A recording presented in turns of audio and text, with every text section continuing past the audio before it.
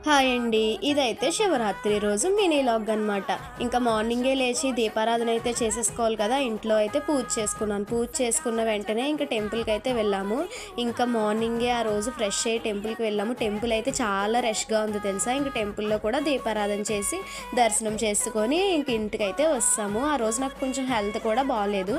అందుకనే ఇంక సింపుల్‌గా అలా రెడీ అయ్యి వెళ్ళొచ్చాము. టెంపుల్‌కి వెళ్ళి వచ్చేసరికి ఇంకా టైం కూడా చాలా అయిపోయింది.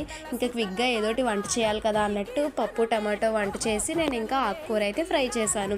ఇంకా మీరు శివరాత్రి ఎలా సెలబ్రేట్ చేసుకున్నారు కామెంట్లో చెప్పండి.